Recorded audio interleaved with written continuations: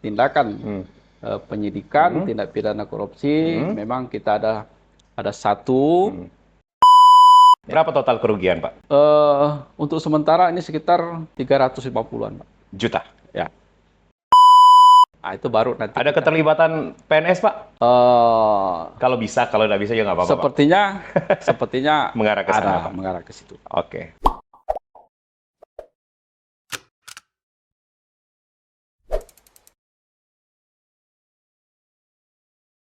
Assalamualaikum warahmatullahi wabarakatuh dan salam sejahtera, sahabat Humas Kominfo. Kembali kami hadir untuk podcast kali ini dan bersama saya Kepala Bidang Informasi Komunikasi Publik Julius Efrain. Kali ini kita akan bertemu kembali, ini sepertinya sudah pertemuan kami kedua begitu ya, bersama dengan Kepala Kejaksaan Negeri Kabupaten Morowali Utara. Ya, dan kali ini memang kita akan membahas terkait seperti apakah sejarah dari kejaksaan dan apalagi kalau kita melihat momentum yang akan dihadapi ke depan ini adalah hari lahirnya kejaksaan yang ke-80 tahun. Ini sama seperti usia kemerdekaan Republik Indonesia begitu. Dan tentunya ini pertemuan saya kembali bersama dengan Kepala Kejaksaan Negeri ya. Beliau adalah Bapak Mahmudin Mahan SHMH yang kemudian akan menjelaskan sejarah dari kejaksaan, terutama kita bicara Kejari Morut begitu, Kejari Morut maksud saya, dan kemudian bagaimanakah terkait dengan tindak pidana korupsi atau Tipitsus kita sebutnya begitu Pak ya. Nanti dibenarkan kalau saya salah. Betul. Pak ya. Saya akan langsung menyapa beliau. Tamu saya pada hari ini adalah Kepala Kejaksaan Morowali Utara Bapak Mahmudin Mahan SHMH. Assalamualaikum warahmatullahi wabarakatuh. Waalaikumsalam warahmatullahi wabarakatuh. Salam sejahtera Pak. Ya. Silakan disapa dulu Pak, sahabat Humas Kominfo-nya Pak. Ya. Terima kasih kami ucapkan kepada tentunya Pak Kepala Dinas Infokom Kabupaten Morowali Utara beserta staf, Pak Kabid, Pak Julius, beserta anggota yang pagi hari ini sudah hadir di kantor kami dalam rangka tentunya peringatan Hari Lahir Kejaksaan yang ke-80. Baik, ini kembali kedua kali Jaksa menyapa bersama kami Pak ya di podcast Alhamdulillah. Kominfo, Pak. Oh ya, ini yang kedua kali. Yang kedua kali. Mudah-mudahan nanti ke depan akan tetap kita laksanakan karena podcast ini merupakan salah satu program kita yang memberikan edukasi dan pemahaman hukum yang terkait dengan fungsi dan kewenangan kita itu. Begitu Pak Yulis. Baik, tahun lalu kita bahas review justifikasi apa gitu Pak? Saya lupa Pak.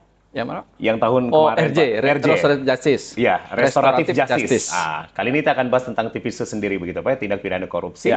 Namun sebelumnya saya nanti akan sedikit begitu bertanya ke Bapak, seperti apa kemudian sepak terjang atau sejarah dari kejaksaan yang berusia 80 tahun Pak. Tepatnya pada tanggal 2 September nanti. Terima kasih Pak Julius yang sudah bertanya tentang sejarah kejaksaan. Memang kejaksaan ini lahir sudah ada sejak zaman kerajaan.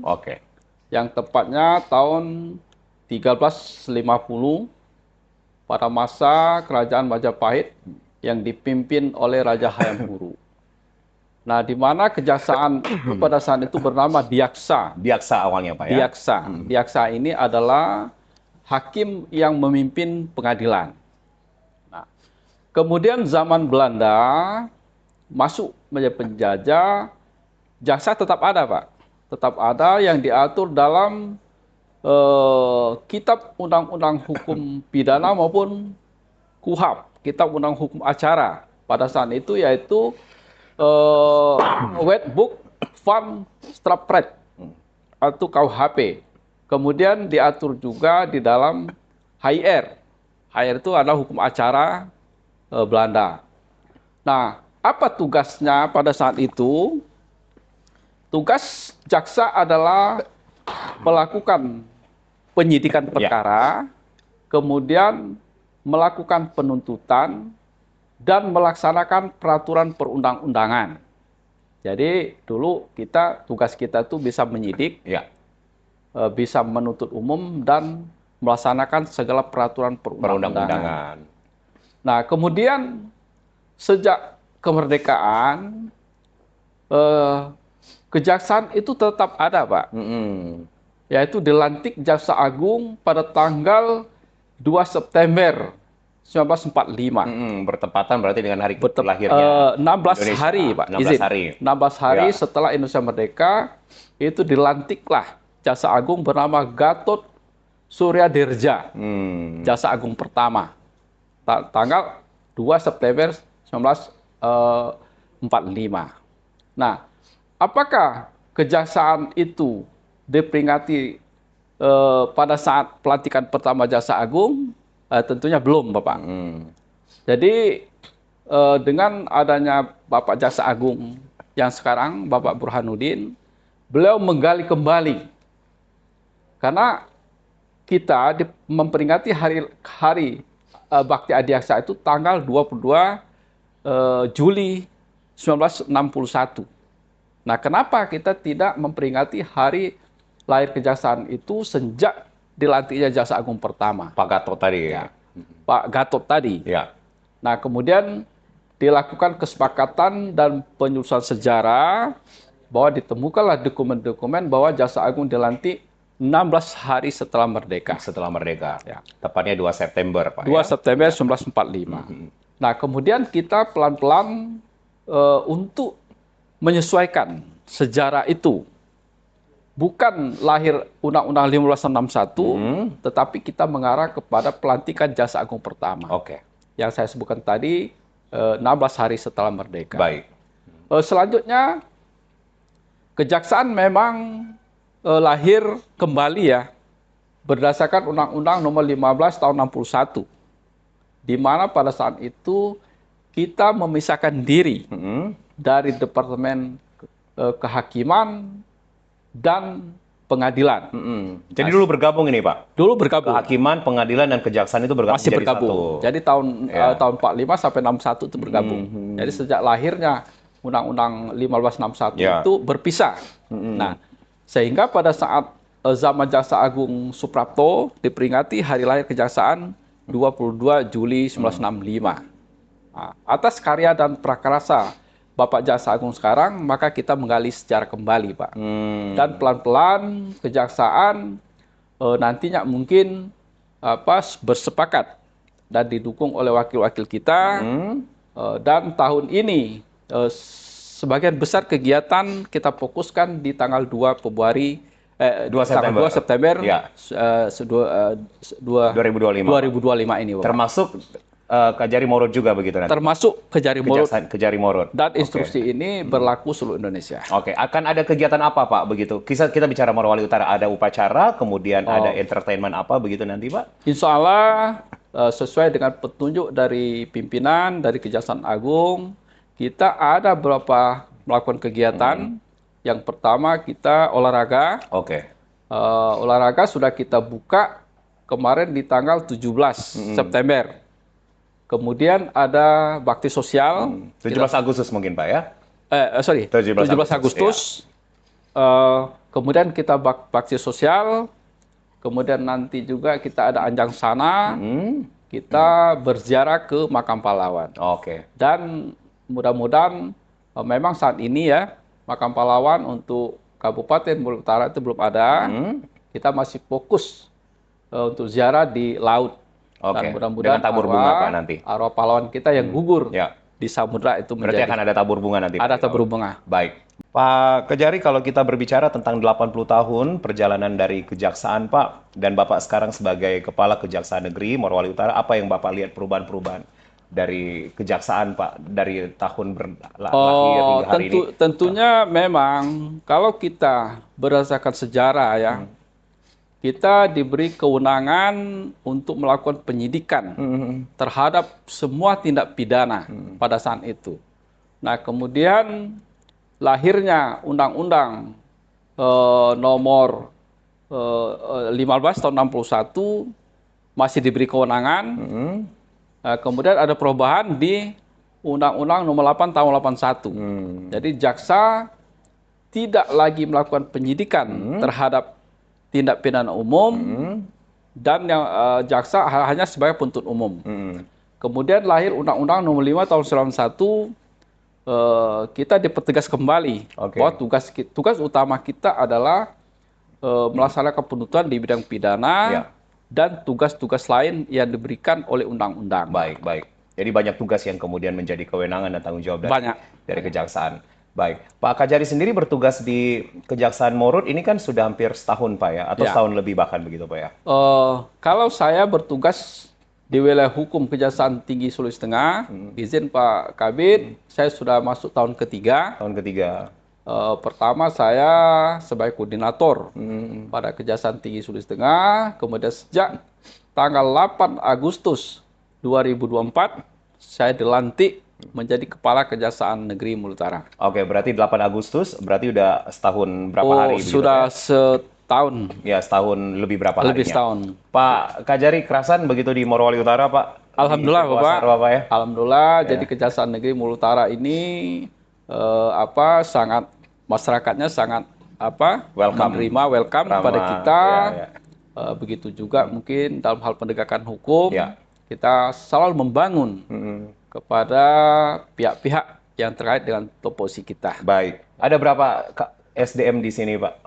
Seluruhnya? Untuk sementara kita memiliki 25 pegawai, Pak. 25 pegawai. Dari 25 itu 10 jaksa dan 15 tata usaha yang membantu tugas-tugas kita. Ini terus bidang atau kita sebut apa? Bidang, seksi atau bagian gitu, seksi, Pak? Pak. Seksi. Ada berapa seksi Jadi di bawah? seksi ada 6. Ada 6 seksi, Pak. Jadi, masing-masing dipimpin oleh kepala seksinya. Kepala seksi, kalau bidang pembinaan itu beliau mengurusi tentang pegawai, kemudian sarana prasarana yang ada di kantor. Baik.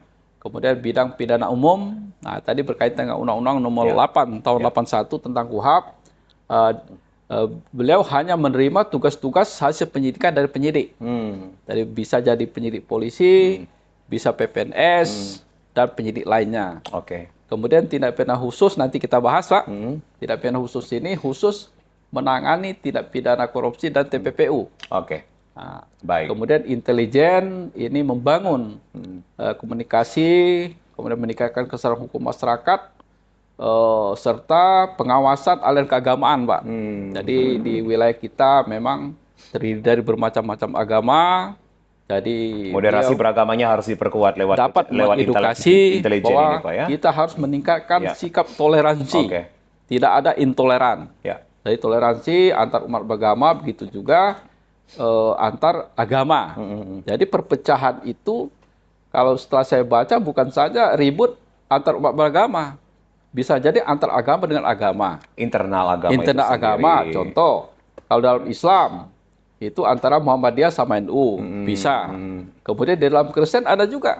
Saya kira saya baca ada juga yang tidak mengakui adanya kelahiran Nabi Yesus contohnya. Ada juga. Nah, sehingga ini kita berikan edukasi bahwa toleransi harus kita tegakkan di negara Republik Indonesia, khususnya di Kabupaten Morowali Utara. Tapi Pak Kajari melihat sejauh ini Morowali Utara berdasarkan kacamata dari kejaksaan begitu Pak, artinya semuanya dalam kondusivitas yang baik begitu Pak ya? Alhamdulillah Bapak, Pak Kabid, saya sudah sebelum saya dilantik, saya mempelajari bahwa Morowali Utara ini memang berdirinya kejaksaan Pak, tahun 1981. Jadi dulu cabang Kejaksaan Negeri Poso. Kacabjari Poso. Poso yang berada di Kolondale. Dan sudah mengalami beberapa kali perubahan. Nah, saya berkomunikasi kepada penduduk saya bahwa sebagaimana yang saya sebutkan tadi, memang Maluku Utara ini terdiri dari bermacam agama. Tapi juga sikap toleransi itu sangat tinggi. Dan tidak akan, kalau menurut pemuka agama kita, pemuka adat kita, tidak akan bisa dimasuki oleh pihak-pihak yang tidak senang dengan kedamaian, persatuan, dan kesatuan masyarakat Maluku Utara. Artinya provokasi kita sudah antisipasi begitu. Sudah antisipasi. Baik, dan ini memang satu keberhasilan di bawah kepemimpinan Pak Delis Jira, Bupati Wabub, dengan tagline sehat, cerdas, sejahtera, Pak. Artinya bekerja sama dengan kejaksaan tentunya untuk memberikan keamanan yang baik. Baik. Pak Kajari, salah satu yang kita akan bahas di podcast kali ini adalah tindak pidana korupsi begitu, Pak. Nah, kalau kita bicara tentang... tadi saya lupa Pak, baru tindak pidana khusus tadi ya. Jadi biar saya sampaikan, seksi intelijen. Ada juga seksi perdata dan tata negara. Jadi dia mewakili negara jika digugat atau sengketa oleh pihak lain. Dapat diwakili sama kita. Kemudian ada satu yang terbaru ini Pak, yaitu seksi pengamanan aset Aset juga dan ya, Pak, barang ya? bukti. Oke. Jadi Oke. aset-aset negara yang jatuh kepada pihak yang tidak bertanggung jawab, contohnya, kemudian putusan-putusan pengadilan, atau nanti ada juga barang temuan, Pak. Ya, Barang temuan yang tidak ada pemilik, berupa aset begitu, Pak, ya? berupa aset itu dapat nanti Disita. disita Ya, dan ya. kita lelang melalui badan pengelolaan aset dan barang bukti. Oke. Berarti ada Oke, 6 seksi. terkait dengan tindak Korupsi. pidana korupsi, tindak pidana khusus tadi, memang itu merupakan salah satu tugas pokok dan fungsi kita yang menjadi kewenangan dari seksi tindak pidana khusus. Artinya beliau khusus menangani jika ada dugaan-dugaan tindak pidana yang terjadi di daerah kita. Nah, ini kalau kita bicara lebih spesifik, Pak. Kasus korupsi di daerah ini seperti apa begitu, Pak? Apa bisa dibuka di podcast kali ini atau harus menjadi rahasia justru dari kejaksaan begitu, Ya, Pak? Pak. Kalau sifatnya itu masih penyidikan, Hah? itu masih rahasia, Pak. Jadi nggak bisa Nggak bisa dipublish nih? kita buka siapa pelakunya, Baik, baik. bagaimana modus operandinya, kemudian siapa saja yang dapat diminta pertanggungjawaban, itu masih rahasia.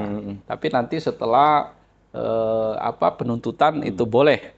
Jadi seluas-luasnya kita berikan informasi kepada masyarakat, kepada media, dan tentunya kepada dinas terkait lainnya. Sebenarnya kalau kita bicara korupsi, Pak, pengertiannya apa begitu, Pak? Apakah memang korupsi itu hanya berdasarkan uang saja, pemberian, Ya. atau apa begitu, Pak, yang menjadi ciri khas dari koruptor begitu, Pak? Jadi kalau kita berbicara korupsi, Iya. ini bermacam-macam istilah, Pak. Jadi istilah yang salah satunya adalah korupsi atau corruption, yaitu perbuatan bejat, buruk, kemudian kerakusan, kemudian perbuatan yang bertentangan dengan undang-undang. Nah, kemudian secara harfiah, saya kira kalau korupsi itu adalah suatu tindakan penyimpangan yang dilakukan oleh seseorang, badan hukum atau koperasi yang dapat merugikan keuangan negara atau perekonomian negara. Jadi keuangan negara di sini bisa saja itu keuangan daerah, kemudian uang milik BUMN atau BUMD kalau kita di daerah, sepanjang itu digunakan bertentangan dengan Undang-Undang 3199, maka itu dikatakan korupsi. Korupsi. Kemudian korupsi selama ini berkembang, Pak Kabit, apa saja yang dikatakan korupsi itu? Bisa dia gratifikasi, bisa juga dia suap. Suap. Pemerasan juga masuk, Pak? Pemerasan bisa. Bisa. Nah, jadi kalau gratifikasi itu, yaitu keaktifan itu berada di penyelenggara negara. Baik. Ya, contoh dia menerbitkan suatu surat yang akhir-akhir ini kita lihat K3 contoh. Nah, dia meminta upeti uang sekian. Kalau tidak terbitkan. Itu gratifikasi. Atau dia juga pungli, pungutan liar, yang akhir-akhir ini menjadi tugas pokok dari pemerintah daerah.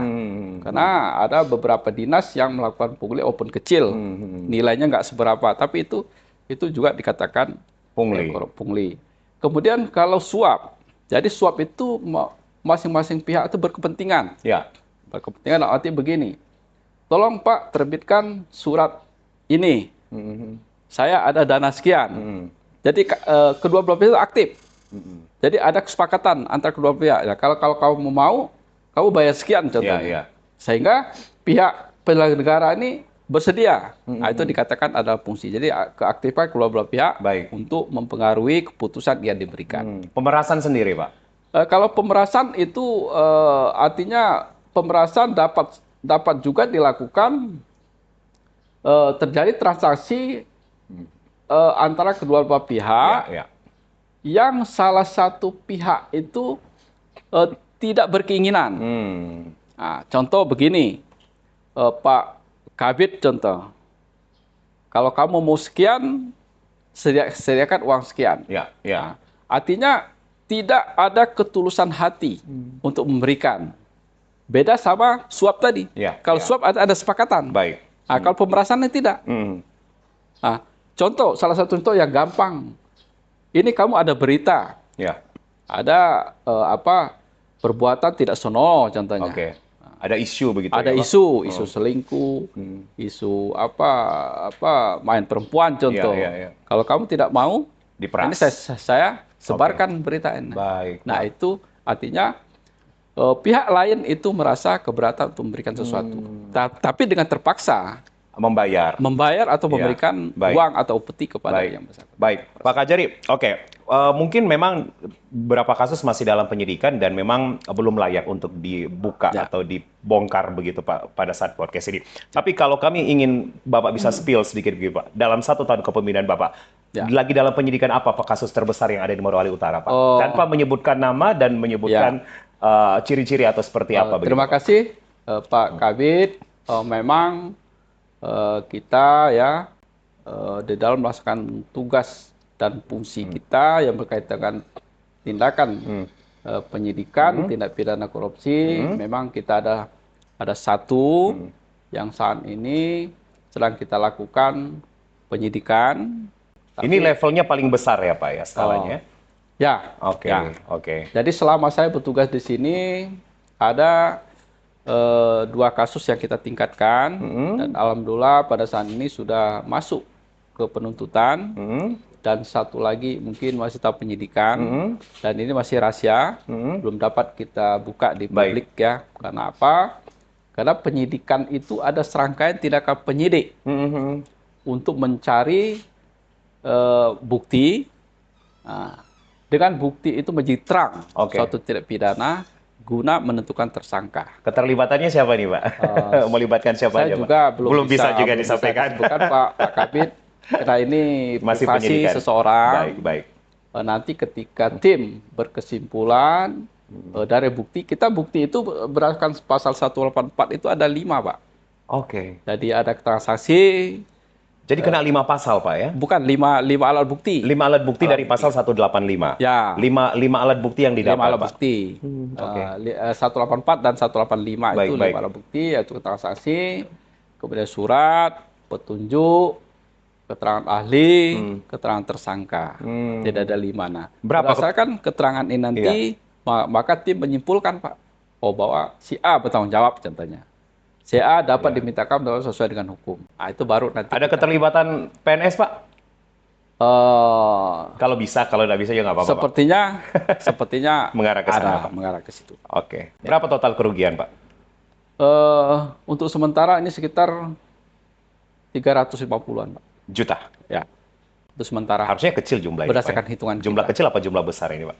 Nah, itu sangat besar Pak. Besar. Kalau untuk daerah kita, Daerah Morowali Utara 350 juta besar Pak? Besar Pak. Wow. Udah besar sekali tuh. Nah, itu kalau kita buat membangun jalan itu udah berapa kilo bisa kita terapkan di situ. Kasus kapan Pak Kajari? Kasus 2025 kemarin. 2025. Bulan Juli. Bulan Juli. Bulan Juli. 350 juta 350. Pak. Ini kalau bangun jalan ini udah bisa. Sudah bisa jalan bangun sekian jalan. Paling tidak bersekian kilometer. penetrasi Pak. Penetrasi atau pengerasan sudah bisa. Baik. Nah ini teman-teman kru podcast ini hati-hati ya semuanya ya. Gitu ya. Karena memang dari kejaksaan juga ini Pak sangat konsisten ya untuk kemudian memberantas kejahatan korupsi terutama gitu Pak. Khususnya Bapak. di bawah kepemimpinan Pak Mahmudin sebagai Kajari di Morowali Utara. Tapi juga begini Pak, kita tidak boleh mencari-cari kesalahan orang. Ya. Tidak boleh. Nah, ketika ada laporan, ada pengaduan. Nah, pengaduan ini bisa saja dari pimpinan. Bisa saja dari masyarakat. Nah, bisa saja dari LSM contohnya. Oke. Nah, namun ya kita tidak menjudge ya bahwa kasus ini sudah terbukti. Makanya kadang-kadang kita bentuk tim. Ada satgasnya Pak. Untuk melakukan klarifikasi. Oke. Klarifikasi dulu. Baik. Kemudian kita mencari bukti-bukti lain berupa surat, berupa dokumen contohnya. Nah, ketika ini nanti ada mengarah kepada kerugian, nah, itu pun kerugian kita batasi Pak. Kerugian itu minimal itu 50 juta. Oke, minimal Pak. Minimal 50 Berarti juta. kalau di bawah 50 juta itu kalau 50 juta itu boleh kita sarankan untuk dikembalikan. Oke. Nah, kalau ini tentunya nanti milik Pemda, kita sarankan kembalikan ke pemerintah daerah. Di atas 50 juta berarti kasus ini bisa dinaikkan? Bisa dinaikkan.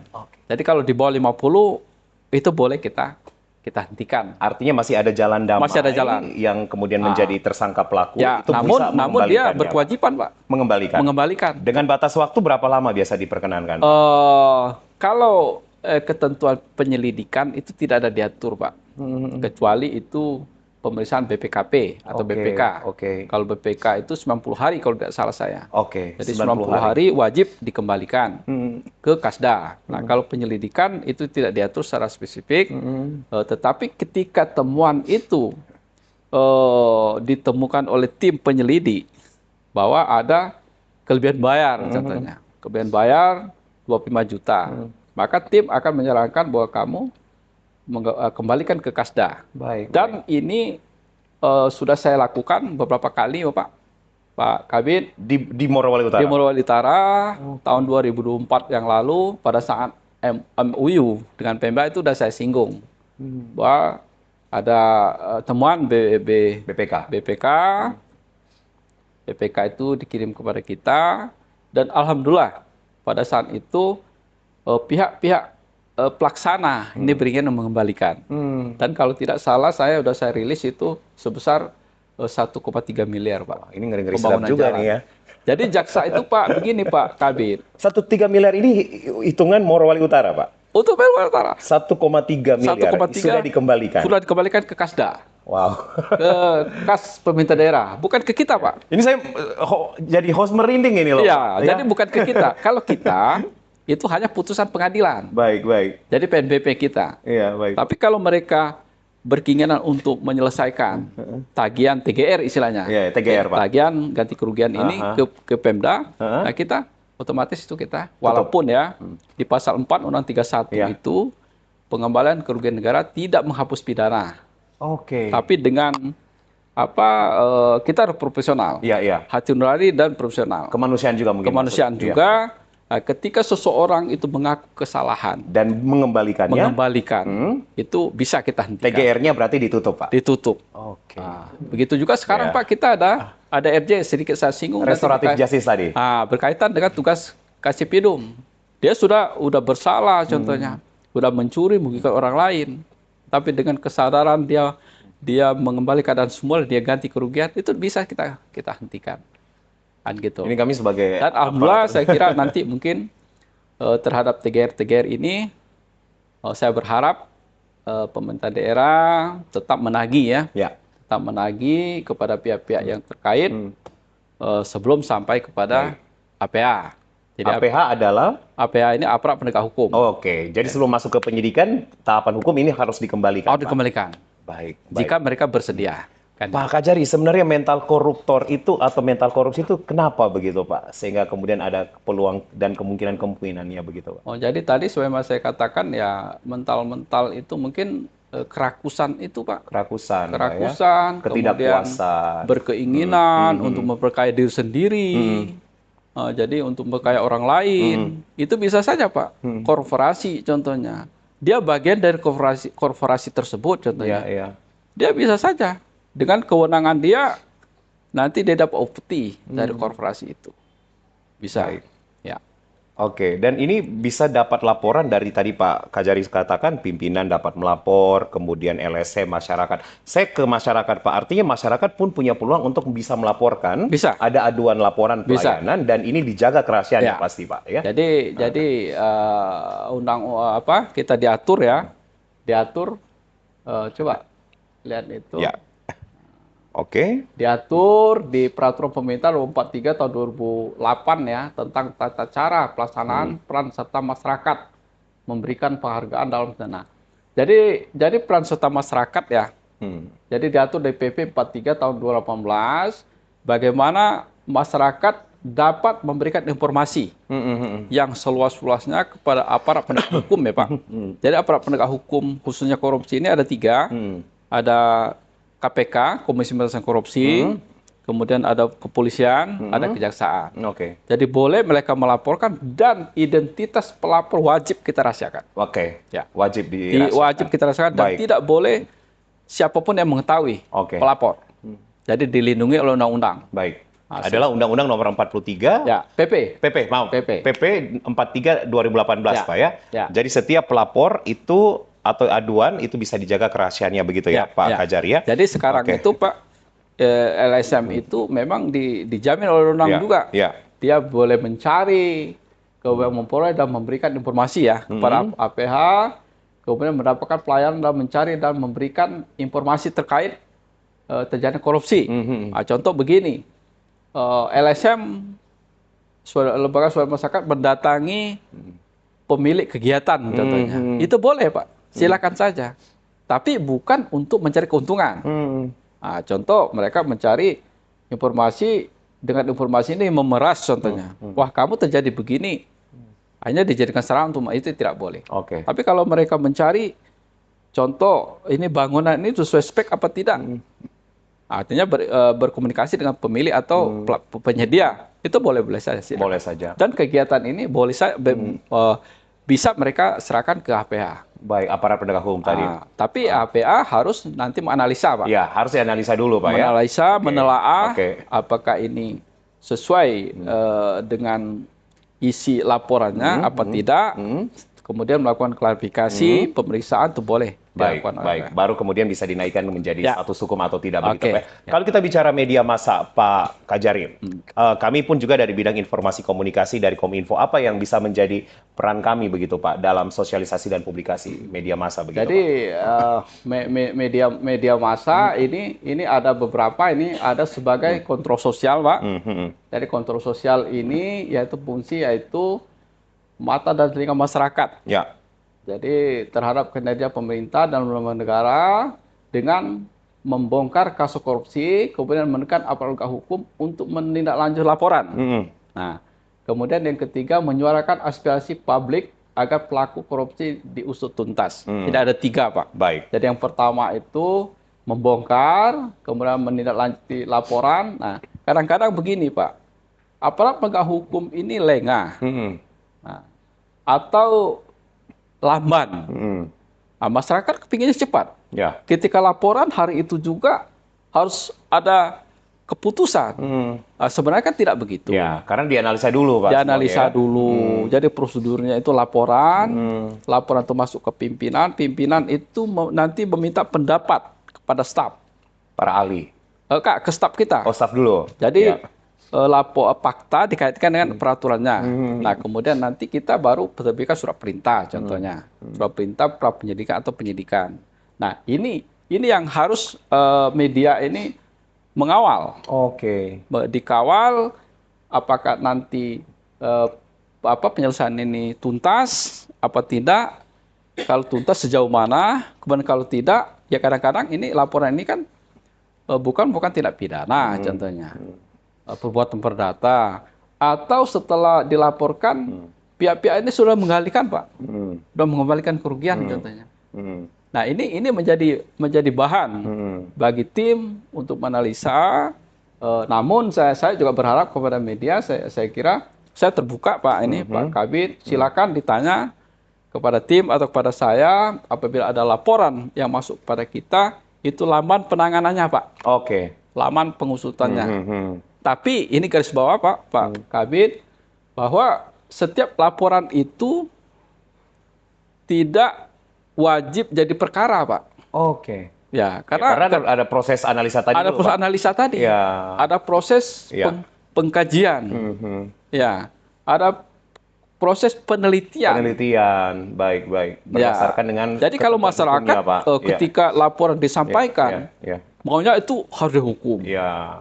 Kayak gitu, Pak. Iya, baik. Jadi ini saya luruskan. Baik. Karena ada pasal-pasal yang mengatur begitu. Ya, yang mengatur. Silakan, saya kira kalau peran media ini sangat kita butuhkan, Pak. Baik. Karena untuk menyebarkan informasi, kemudian kontrol sosial, itu yang paling bagus, Pak. Artinya kami juga perlu dilakukan kontrol. Jadi kalau tidak ini kebablasan. Baik. Karena waktu penyidikan ini juga diatur batas waktunya. Pak Kajari, sejauh ini ada pesan khusus dari Pak Bupati dan Pak Wabub begitu mungkin, Pak, untuk kemudian sinergitas ini bisa terbangun, Pak, terutama dalam pemberantasan korupsi yang ada di daerah ini begitu. Terima kasih Pak Kabid. Memang saya selaku HPA itu menghimbau ya kepada kepala daerah, jika ditemukan ada temuan dari BPK, BPKP maupun Inspektorat ya, segera dituntaskan, segera diselesaikan, panggil pihak-pihak terkait untuk mengembalikan kerugian negara. Oke. Nah, jika temuan-temuan itu sampai kepada APH, nah, tentunya prosesnya udah berbeda. Karena udah status hukumnya Pak ya. Oh, udah harus diperiksa, sudah Oke. harus apa. Ini yang belum terjadi ya. Artinya mungkin TGR, temuan BPKP atau BPK itu saya kira segera. Itu salah satu masukan dari kami. Baik. Juga tindak lanjuti. Baik.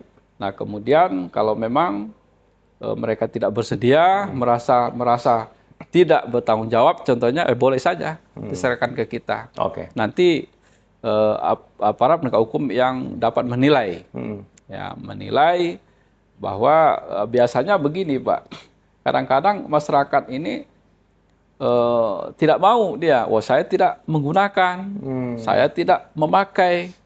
Nah, namun korupsi ini kan bukan saja menggunakan Pak. Ya. Tanda tangan kita mengakibatkan uang keluar contohnya. Jatuh ke orang tidak bertanggung jawab. Harus Contoh berhati-hati, begini, Pak. fisik pekerjaan kita 30% contohnya. Tapi akibat tanda tangan kita cair 50%. Nah, 20% ini kan Sudah kasus, kekurangan apa? Kurang fisik ya. Tidak sesuai. Uangnya memang tidak sama kita, uangnya kepada penyedia contohnya. Ini sampai contoh saja. Nah, ini mengakibatkan keuntungan bagi orang lain. Baik, dan ini itu sudah ada kecenderungan indikasi ke korupsi begitu. Ke korupsi. Ya? Baik. Jadi baik. bukan saja kita nikmati, akibat tanda tangan kita, orang lain menikmati itu bisa dikenakan korupsi juga. Baik. Pak Kajari, mendekati 2 September yang tidak lama lagi dengan berbagai kegiatan dan kemudian juga sehat cerdas sejahtera yang dimiliki oleh pasangan Bupati dan Wabub. Ya. Apa yang akan Pak Kajari bawa begitu untuk kejaksaan di Morowali Utara begitu Pak? Ya. Kami menghimbau kepada masyarakat, tentunya kepada penyelenggara negara agar berhati-hati melaksanakan pekerjaan itu sesuai dengan tupoksi kita masing-masing. Yang tentunya dana yang diperoleh untuk kabupaten kota, khususnya kabupaten kita, itu kita gunakan sebaik-baiknya untuk masyarakat, untuk kesejahteraan masyarakat, sebagaimana tercantum dalam pasal 5. Baik. Angka 5 Pancasila, keadilan seluruh rakyat Indonesia. Oke, dan hati-hati untuk menggunakan ya, semua hati-hati untuk menggunakan, gitu, Pak, awasi. Kita sudah punya AFIP ya, sudah punya AFIP, aparat intinya pemerintah aparat AFIP Pak ya. Ya. AFIP itu pemeriksa intern pemerintah. Jadi saya kira lebih diberdayakan, dimaksimalkan supaya benar-benar pegawai atau pejabat yang ada di bawah pemerintah daerah itu dapat melaksanakan pekerjaan itu sesuai dengan ketentuan yang berlaku. Baik. Satu yang terakhir, Pak Kajari, kapan kita akan kejaksaan pindah gedung baru nih, Pak? Sesuai dengan kontrak, Pak Kabid, kemarin kita tanda tangani kontrak oleh PPK itu tanggal 20 April. Insya Allah tanggal 28 ya, Desember itu berakhir. Ya. Dan harapan kami ya, karena ini gedung ini sementara ini. Terima kasih kepada Pak Bupati, Pak Wabub, Pak Sekda yang sudah memberikan pinjaman, Pak, pinjaman gedung. Ini kasihan ini rumah Pak Wabub ini kita pakai sementara. Ini sinergitas yang korelasi. Sinergitas. Setelah nanti selesai gedung kita, Pak, yang nantinya merupakan salah satu ikon. Salah satu ikon kota Kolonodale. Ini kita bangun 3 tingkat, Pak. Baik. Bahkan ada Aula Witamori akan ditandatangani oleh. Kemudian saya berencana, Pak. Ini Pak Kabid, nanti aula saya akan beri nama itu Aula Witamori. Aula Witamori. Diresmikan langsung oleh Kajari. Dan saya resmikan langsung nanti. Mudah-mudahan itu menjadi legacy Bapak. Legacy dari adat kita, adat Mori yang salah satu masyarakat suku terbesar yang mendiami kabupaten kita. Dan ini akan kita representasikan Baik. ke Mori. Dan ini juga Pak Kabid, ini bersejarah. Ya. Sejarah bagi kami yang pertama menduduki jabatan sebagai Kajari, Ya. kemudian dapat dikenang Ya. sampai tentunya kantor itu nanti mungkin berubah bentuk atau sebagainya. Baik, kita tunggu semua Pak. Ya, Terima terobosan kasih. Bapak, kerja Bapak, program-program Terima sukses kasih. bersama dengan Terima kasih. pemerintah daerah, bupati dan wagub daerah. Terima sekretaris kasih. daerah. Terima Tetap kasih. kita Ya. bangun, Pak. Ya. Kami tergabung Ya. dalam musyawarah pimpinan daerah kalau dulu ya. Ya. Kalau sekarang FKPD, Ya. Forum Komunikasi Pimpinan Daerah, kita dapat memberikan masukan Baik. kepada bupati, kepala daerah, kepada wabub untuk tetap tentunya tujuan utama kita itu Pak mensejahterakan masyarakat. Khususnya Morowali Utara. Ya. Artinya misalkan masyarakat ini harus tercipta kedamaian, Baik, Pak. perdamaian, Ya. toleransi. Ya. Itu harga mati. Baik. Tidak ada yang berbicara non toleran. Ya. Tidak Siap. ada. Baik. Ya, toleransi harus nomor satu. Harga mati. Nah, kenapa? Karena kalau kita tidak aman, tidak damai, tidak bisa membangun. Baik.